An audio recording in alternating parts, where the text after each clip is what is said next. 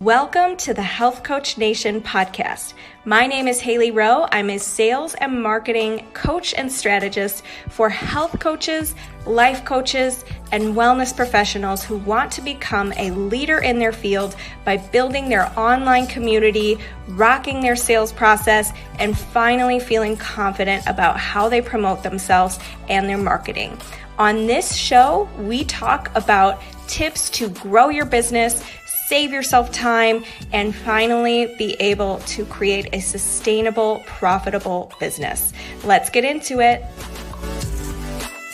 Today's podcast is brought to you by the Zero to Hero Coach Program. This is my 4-month program teaching coaches and online service providers how to grow your online business, book clients consistently, overcome your sales fears, and finally rock your social media visibility. If you struggle to create a sustainable coaching business, this program is for you. Check out HaileyRowe.com and book your free strategy call with my team or myself today. Thank you. Hello, everybody. Today I am here with Sarah Walton. You can read all about her in the show notes when they go live for this episode, and she's going to tell you a little bit about herself shortly. And we are going to talk today about sales and how can you get yourself in a position where you feel confident with sales. You maybe start to enjoy sales a little bit. Who knows? And Sarah, why don't you just start by introducing yourself? Sure. Well, first of all, I'm so happy to be here. Thank you for having me, Hailey. I love these types of conversations. I wish we could have them all the time, but I'm really happy to be here. And if you guys have never heard of me before, hi, I'm Sarah, and I am a business mentor, author, and speaker. And my specialty is really in sales, especially for women, and helping us make sales an absolute joy in recognizing that every time we sell, we change someone else's life. Yes, 100%. So when I talk to coaches, a lot of times they love coaching so much that they would just give it away for free. And they almost feel this like guilt factor for charging for coaching, especially if it's not like a dollars per hour rate. Like they have a program or a package or something and they want to charge a certain amount and they know it's transformational and they know they can change people's lives. But, I would do it for free. I just love it so much. So what would you say to something like that? Well, it's so common. And I use a really extreme example. So just hang on to your hats and glasses because I do go all the way there. But I want you to think about maybe a doctor. And excuse me, I have a cold. So if I clear my throat, please know I'm not trying to sound important. So let's say you're a doctor and you are walking by someone who's bleeding out. And you could help them. But you just walk by because, you don't want to be salesy. So the person dies. Now, I told you it was going to be extreme. But how insane is that? How crazy is it that we would put our own egos in front of how we can help other people? And that's what that's about. That's what imposter syndrome is about. It's all about our own ego. It's about what will they think of me? How will I look? And you know what? That's not what matters. Sorry. I'm pretty straight when it comes to sales, but that's not what matters. What matters is whether or not you're willing to do what it takes to help the person who's bleeding out in front of you in whatever area of life they can't seem to get through. They can't find their way around this roadblock. They keep banging their head against the same wall over and over and over. And you have this extraordinary ability to tap them on the shoulder and go, dude, there's a door right there. Right. And that's all that we need to do. And instead we make it about us. Right. And when we're scared to sell, that's all that's happening is egos taking a front seat. Yes, for sure. Because that's the main fear. It's like, well, what if I come across as salesy, or what if I look like this? When really it is about them. It is about finding a solution for them. And the other thing, one thing that you talked about is if somebody is in front of you with a problem that you can help them with, it's kind of your duty to offer something to help them, right? Yeah. So one of the things that I hear coaches say as well is, okay, well, I can make an offer, but I don't want to, be pushy, or maybe the person has objections initially. And I think as a coach, I think coaching is very similar to sales because it's helping somebody see new beliefs for themselves, form new, decisions that take them to their future self, etc. But how does somebody manage objections or something when they know the person says they have a problem, they want to solve it, but their brain is just a little scared about putting money behind it or, taking a next step to work on it. Like, what would you say to that? Yeah, such a great question. And I think it's such an opportunity to show someone how you coach, right? Because it's literally like, oh, this concern I have is outweighing the positive in my life, right? Like, or the potential for positive in my life. And that's exactly what coaching is about, is we're looking at patterns that are causing pain, right? We're looking at past behavior that keeps showing up over and over again, that's keeping someone's life exactly where it is, where they claim they no longer want to be. And so a lot of times in that conversation, always with compassion and always with honesty, I've heard people say so many times, it doesn't even matter what you charge, just make the money. And kinda, not really. There are times people can't afford to work with you, and that's real, and we need to honor that. And there's also this idea that, like, if your water heater broke tomorrow, you'd figure out a way to find the money to get it fixed, right? Because it's that important, and appropriately so. We all need hot water. Like, that's a good thing to put your money towards, right? That's totally appropriate. And it's our job, especially as coaches, to have people understand whether or not it's that important to them. And that's not our call to make. And I think that's a mistake a lot of times people make, because you can't be pushy if you're simply presenting. And the second piece of that is honoring where someone truly is. Because there's a big difference between sensing whether someone's like, oh, I'm a little nervous, right? That's okay. That's actually, sometimes that's really good, because it means they're starting to hit that moment where something's going to change. They're going to do something differently than what they've done before. And that will cause nerves. That's actually like a great sign. And then there is, oh my God, this person's going to think I'm broke. Oh my God, I really can't afford this. And I have to hide this. And I have to say, that's a different thing. And as a responsible coach, I think it's our job to not be thinking about us enough that we can be completely with them to actually see, are you ready to break a pattern here? And if you're not, that's okay. But I want you to be honest about what you're up against right now, because this is a big decision for you to make. And I think if we can be that direct and that honest, what we're showing them is how we coach. Right. And we don't make coaching about us when we're working with somebody. So why would we make the most important decision they're going to make in our coaching relationship? Why would we make that about us? Does that make sense? Like, it's just, it's like the whole thing needs to be about them. Right. Yeah. And really being honest with yourself. That's a really good point, because it's one thing if, like you said, logistically, you truly can't afford it and whatever. But it's another thing if you're denying, like, you could find a way to afford it. You could rebudget, you could reallocate, you could do blah, blah, blah. And you just are not acknowledging. You either need to say, I don't want to make the budget to afford this. I don't want this, which is fine. That's a good answer. That's fine. If you like your reasons for not wanting coaching, that's great. But if it's, I just don't want to, or I don't think I'm resourceful, like, it more separately, sorry. It's more like you feel like you don't believe in yourself enough to do it, or it's something deeper. Like you said, like you are right on the cusp of making a breakthrough, then that is the opportunity to lean in and explore that and learn from that experience and use it as the catalyst to your growth, right? Yep. And our job as coaches is not to be their best friend. I think this is a really common thing. Like, people are, I just want to be liked. I just want them to like me and think I'm really nice and whatever. Your job as a coach is to be their honest friend, like, be there somebody for them who's going to help them see what patterns they might be missing, et cetera, and reflect that back and help them form a new future for themselves, or form new habits, or whatever it is that's going to help them reach the goals they want to reach. So when it comes to pricing objections, because this is really common, I talk to people who say, I'm not attracting people who can pay for my services. What do? I just need better people. What would you say to that? Okay, first of all, I love you guys. It is a horrible thing to say, because everybody's great. Better people, that breaks my heart. And I hear it a lot. And I've said the phrase too, charge what you're worth. Okay, you are worth so much as a human being. There is no price, right? There just isn't. And I think I really want to help transform that language in the coaching industry that I've used too. And I just really want all of us to be aware, like, every human being has a right to be where they are, and it's their journey. And if they've bumped into you but can't afford you right now, use that as an opportunity to give them tidbits enough that they save up so they can't afford you, right? It's like always sweeping away debris in the path in front of them, and that's our job. But I hear that a lot. Like, I just need rich people. I need that. And it's like, maybe, or you're not clear on the transformation you're causing too. And that really is, that goes back to the water heater moment, right? Like, nothing's going to get in the way of someone getting their water heater repaired. Like, it's just not happening. They'll come up with a payment plan. They'll max out a car. They'll do something because there's no way they're not going to let that go. They're just not, right? So there's that piece of it.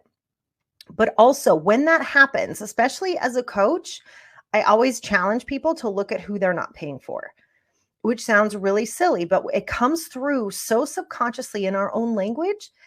It's like, if you're not paying for the high-end coach, you can't expect for people to pay for you.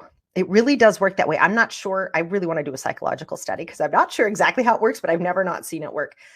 And I remember personally really understanding that the first time I sunk, oh my goodness, I think it was $25,000 in a marketing course where I was like, forget it. I'm doing this. Like, I'm no holds barred. I'm doing this. And I worked out a payment plan with them. They're like, most people pay up front. I'm like, that's nice. That's not going to happen, but I'm doing this, right? Like, I was like, get out of my way. Right. And they were so great. And they worked with me on it. And I made that money back in 6 weeks. Right. Like, I worked my tail off because I was that invested. And it is that moment. So I experienced that in my own business. And that's when my business absolutely 100% exploded. Part of it was what I learned. There's no question about that. And the other part was what had to happen inside of me to be on the other side of that call when someone's like, oh my God, am I about to do this?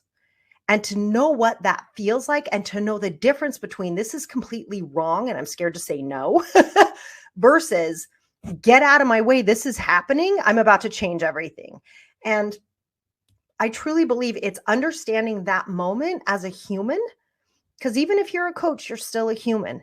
And I think we need to make sure we're eating our own dog food. It's one of my favorite phrases, right? Like, if you are saying to somebody, are you afraid to invest in yourself? You better be dang clear you have an answer on that for yourself. And I really mean that, because there's a lot of coaches out there, like, just pretending like they have all the money or everything's fine. And it's like, dude, no matter what we do for a living, we do not get to lift ourselves out of humanity, right? We have a shared level of humanity, and that means fear. That means illness. That means bad relationships, great relationships, lots of money, poorer times, right? Like, that's what being a human is. And if you want to be the type of coach that really attracts people who are willing to dig deep and look at why they're scared to pay, or what's happening, or why they think it is crazy, right? That's crazy. That's so interesting you would say that, because we're talking about your life. That's so interesting. And really being with them while they go, oh crap, I did just say that about my life. And no judgment, but to give them the room to figure out what's going on for them. And once again, you're showing what a great coach you are, because, as you said, we're not here to be best friends. But what I love about being a coach is we're not their colleagues. We're not their sister or mom or best friend or a second grade teacher, like whatever it is that they're carrying around, right? We're just there for their success. And part of that means we recognize our shared humanity, because it's only through that we can create the room for them to break through whatever's going on for them. So if you're finding you are constantly getting people who are saying, that's insane, or I can't afford that, or I could never work for that, like whatever it is, you need to figure out where that language is existing in you. Because as the coach, you're creating the context for the conversation. And so I would challenge you a little bit and say, where does your own context need to shift around what's expensive, what's worth it, what's not worth it? And you're going to be really honest with yourself about, like, oh my God, you know what? I've never hired a coach. So it's like, how could you go out and tell people you think coaches are the best thing? Or you went to one seminar and you never hired a coach. And it's a little bit of tough love, but I've seen it so many times that until we flip internally what's going on for us, it's going to continue to show up out there. And once you make that flip, your marketing copy changes. And the way that you talk about things changes. And guess what happens? Who shows up changes. But I want us all to be very careful about how we talk about our fellow humans and who can afford things and who can. Always respect where people are. And just because they haven't had that breakthrough yet doesn't mean they never will. But it also means that you can be there by their side through other means, like podcasting or videos. Like, we have a podcast, we have a video channel too. And it's like, let me put as much stuff out there as I can for people who can't afford it. But I hope if they actually listen and apply, they'll be here soon.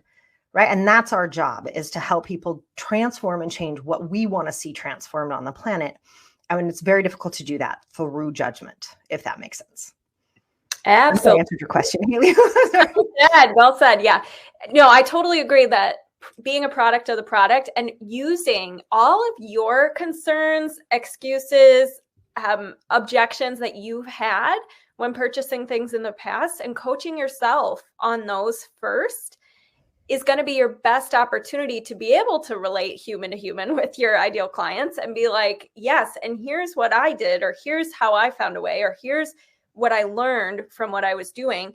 And we are going, if you don't do that, you are going to buy into the exact same things that they're saying. So you're definitely not going to be in a coaching mindset. You're going to be like, oh girl, like I hear you. I also, had a unrecognized bill come up that I had to pay for. And like you buy into it with them, which is not your job as the coach. The coach is to hold space, like you said, and lift them up towards the future they want and be in that place for them so that they can see an example of what's possible.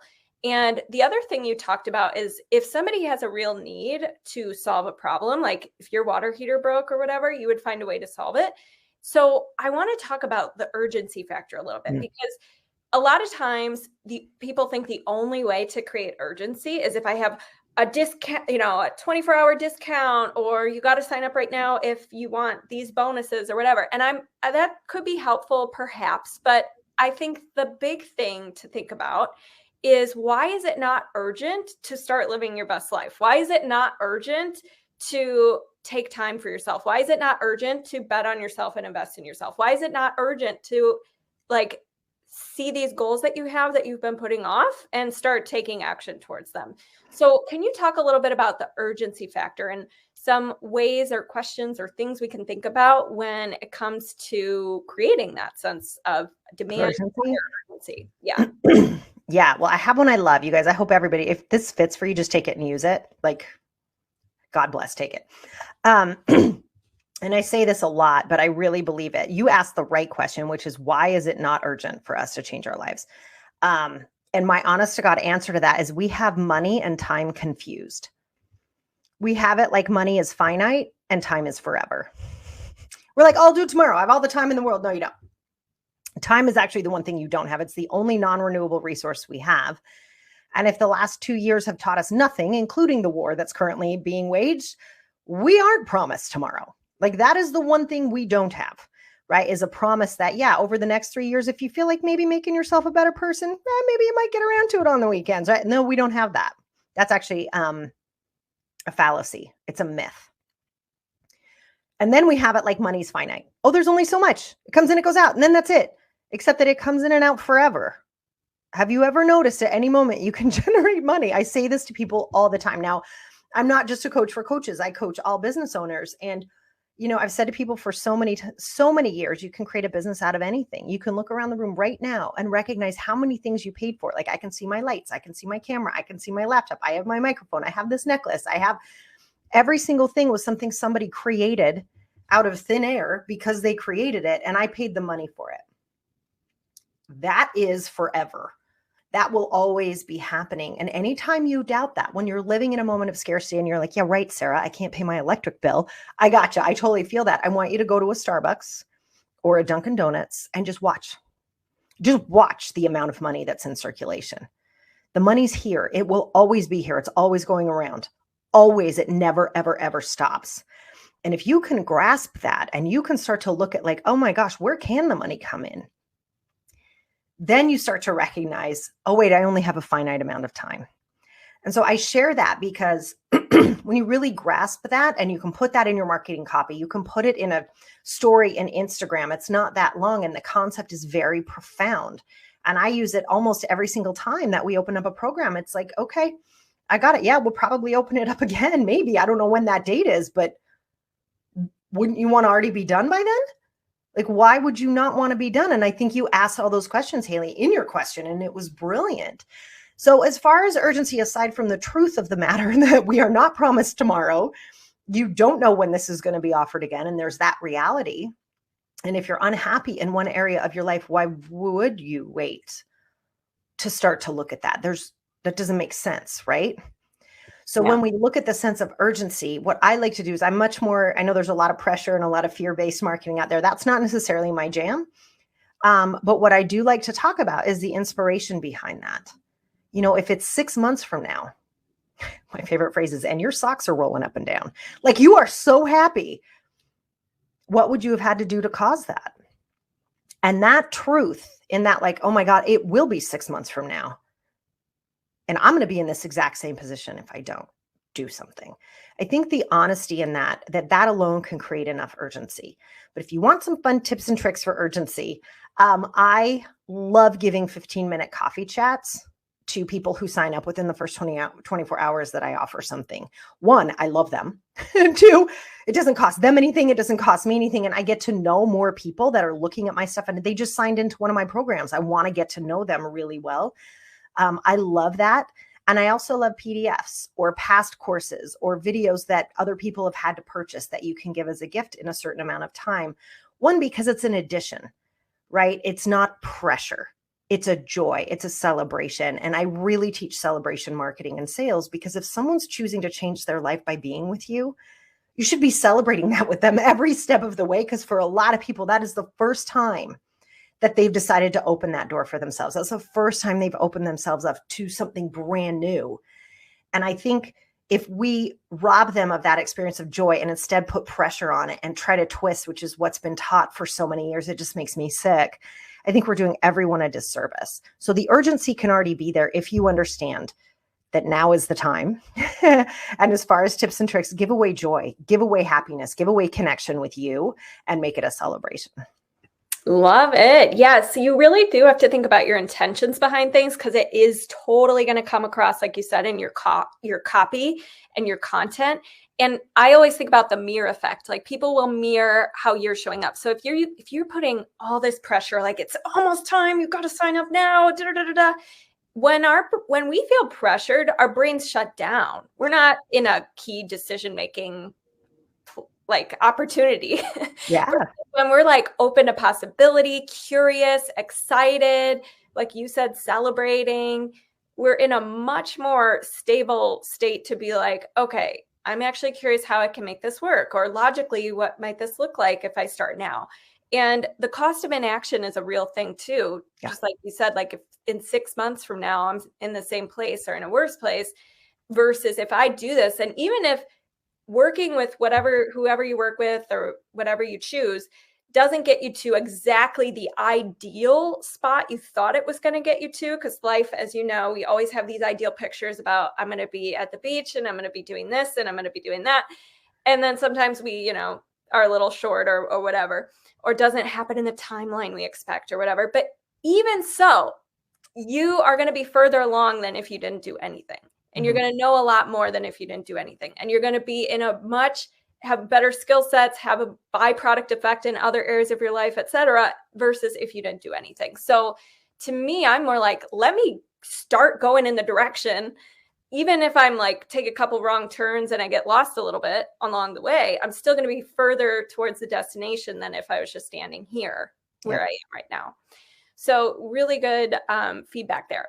Now, tell us a little more about, you said something along the lines of like, in sales, we fall into a certain pattern as women in particular. So tell us more about that. I'm a little curious about it. I don't know what you used, but I'm excited to hear more. Yeah. So this was actually, it's a brand new phrase, you guys. So if you haven't heard it, don't freak out. But every single woman I've said this phrase to goes, yes. Right. And I believe, if I have this wrong and somebody knows, please tell me. But I believe it came from Brene Brown in all of her studies.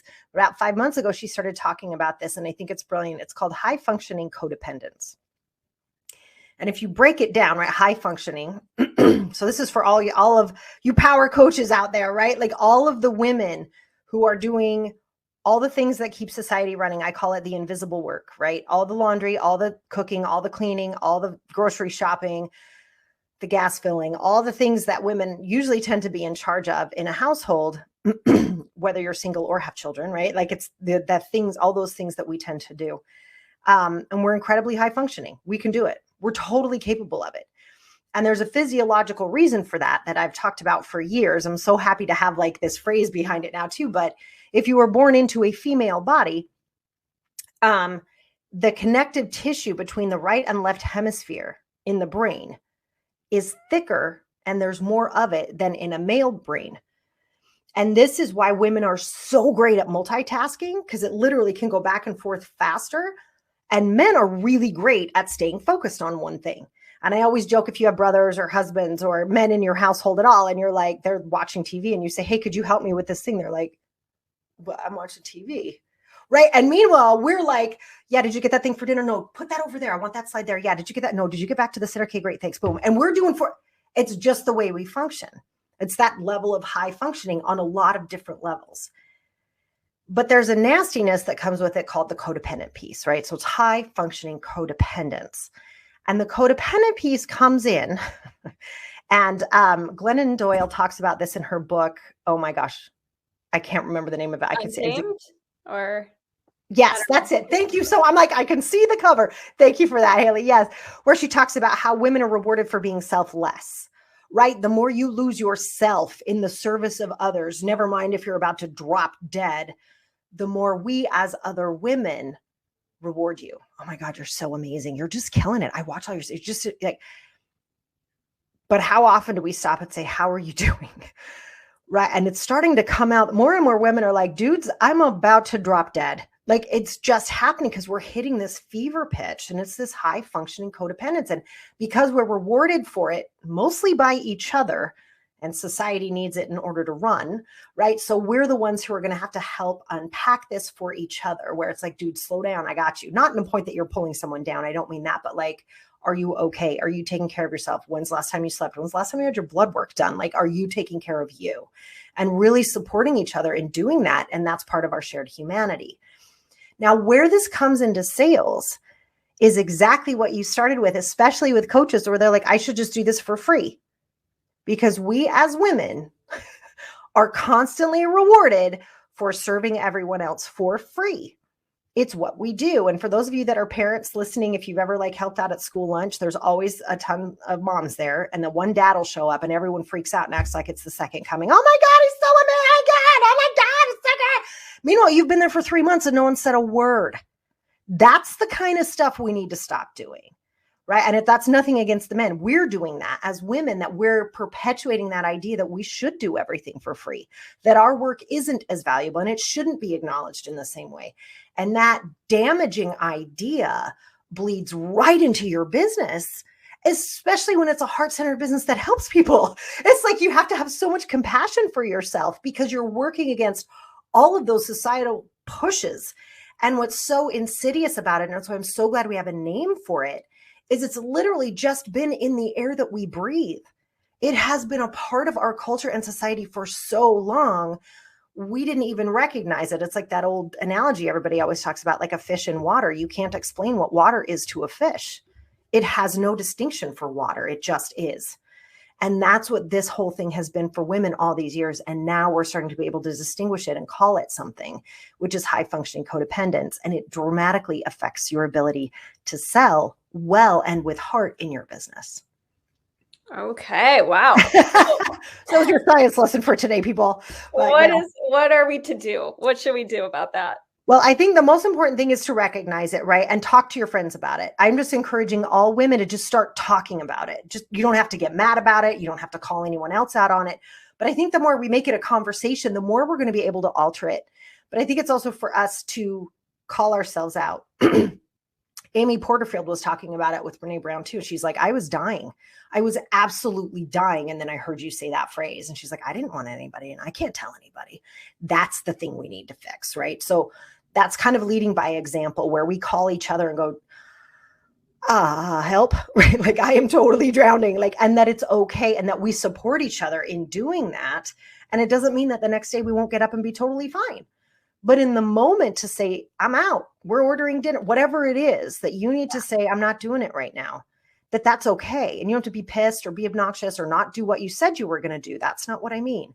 But rescheduling, moving, being honest, those sorts of things, I think we as women need to support each other in doing that first.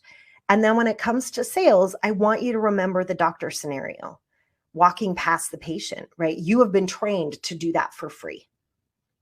You've been trained that you're a bad person if you don't do it for free. Oh my God, she's so selfish. Will she work? And like someone else watches the kid? Like, nah. Like that's the kind of stuff we need to start to pull out. And that's on us because it's mostly women doing it to other women. And again, no one's a big bad here. We've just been grown up. We've just grown up with it, right? So it's time to sort of dissemble it with compassion for each other. So I think that really is the first step, is talking about it. The second step is acting on it and helping each other out, calling out someone who's drowning. Just being like, dude, you look amazing and it's okay. Do you want to go grab a cup of coffee? Can I get you anything? Like those sorts of conversations where we show up for each other. And not rewarding this selflessness all the time. And then finally, like I said, remembering that doctor scenario. You're here to help. You're here to serve. And the universe will support that. I truly believe that. You can call it science, whatever the heck you want to call it. Money goes to where the perceived value is highest.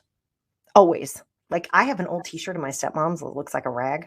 You couldn't pay me $10,000 for that t-shirt, right? Because that's my perceived value.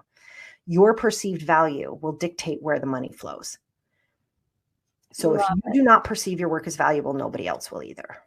100%. And when you give value out, expect that it will come back to you. It might not come back to you in the ways you think it's going to, or from the person you gave it to, but it does come back to you. But I also want to bring it home, because you just wrapped that up really nicely, and talk about, I think a lot of that codependence thing comes from thinking as women, it's our responsibility to make everybody happy, and we're responsible for everybody outside of us feelings and how they feel and what, like, it's our job, when really we need to prioritize our own well-being so that we can serve at the highest level, so that we can help people and recognize, like the doctor walking by, sometimes we wouldn't even recognize that if we're so focused on, I have 12 million different projects and I have to make everybody so happy and like, just, it is not your load to carry to make sure everything is perfect and everything outside of you is, obviously if you're a parent, it's important to be a parent, but you know what I mean? Like just taking responsibility so much for other people's perceptions of you. And social media has perpetuated, has encouraged that as well. So anything else you want to add, Sarah, about what we've just talked about today? Yeah. I mean, the other thing I just say about that high functioning codependence, and I think what you said was so important. And guys, I want you to think back, because this really does start young, where our job is to make sure everyone else is okay. And that's where the high functioning codependence comes from, is like anytime you were told as a little girl, like, oh, don't cry. Where's that pretty smile? That kind of stuff. It's like, your emotions are bothering me, so please stop having them. Right. And you want to watch, especially those of us that are parents, like since I've been studying this, I'm like, oh, I better watch my own mouth, right? Because we don't want to perpetuate it. And where we have, we'll just clean it up and keep moving forward and trying to do a better job. But that idea that your emotions matter too. And part of being a coach is being responsible that your own emotional needs are being met, because it's very difficult to coach if your emotions are being hidden or you feel like you don't have the right to have them, which is really more of the problem under this high functioning codependence, is we're not allowed to say, hey, I'm tired. We're not allowed to say, this is not working for me, because we're just supposed to make it work. And I think acknowledging that, I'm so glad you said that, Hailey, because that's a really important part of this, you guys, especially as coaches. I never don't have my own coach. Like, I'm just going to be super straight with you guys, ever. I've never not had a coach. Sometimes it's a business coach. Sometimes it's marketing. Sometimes it's sales. Sometimes it's money. Sometimes it's emotion. I don't care, right? There's always something that there is for me to be learning or to be cleaning up or to even advance on. And so this idea that we're not supposed to do that, or we're supposed to have all the answers, that's that BS guru male thing in coaching. Take care of your own emotions so you can be there for other people. It's really important, and it's wise. Yeah, 100%. Yeah. And same thing here, like at every level, there's a new ceiling to break. And I was just telling my clients yesterday, I'm doing a challenge myself right now of one thing a day that's kind of like a dare to yourself. Like, I dare you to try this or do this. And it has to be something that makes you very uncomfortable at the level you're at. So not something that you would have thought was uncomfortable when you were first starting out that you now do as second nature, but like new things that are very uncomfortable. And I asked if they want to do it with me, because I'm still, even at every level. We're never just done. And I think I that's hope not. the thing is that, I Yeah. think some people think, well, once I hit 100K, then I can just relax in my business. It's like, finally, I made it. It's a real job. Like, no, that's just the beginning. Like, this is where it really starts, right? So I think always challenging yourself and being that example is amazing. And acknowledging that you're taking that time for yourself, or you're doing that for yourself, and having your own back in the process is really important, instead of just always thinking about, well, I got to take care of everybody else. I got to put their oxygen masks on and do this and that. So really good stuff today, Sarah. And where can everybody connect with you and find you online? Yeah, you can come on over to sarahwalton.com. Actually, if you go to sarahwalton.com/freedom, I have a freedom calculator there where you can calculate, to your point, Hailey, how much money do you need to make in your business to feel free? Like, that's really the goal, is like, what is that number and how do you find it? So there's that. But we're also on Instagram. It's at thesarahwalton.com, not because I'm the Sarah Walton, but because my name was taken. And then we're also over on YouTube, where you can find us. And I do a weekly video a weekly video series called Sarah Uncut, where I flip on my phone and we never know what's going to happen, but it's a lot of fun. So you can find me there too. Awesome. Well, thank you so much for coming. And for everybody here who is catching this episode about sales, I have a free sales superhero journal. So if you ever get stuck on what to do with your next steps with sales, or how to break through that imposter syndrome, feel free to DM me on Instagram and we can get you the superhero sales journal. And thanks again, Sarah. I appreciate you for coming on the show. Yeah. Thanks so much for having me, Hailey. It's been great. Have a good one. Thank you so much for listening to today's episode. And if you liked it and want to reserve your very own free sales audit, go to haileyrowe.com/strategy-call to book your very own free sales audit.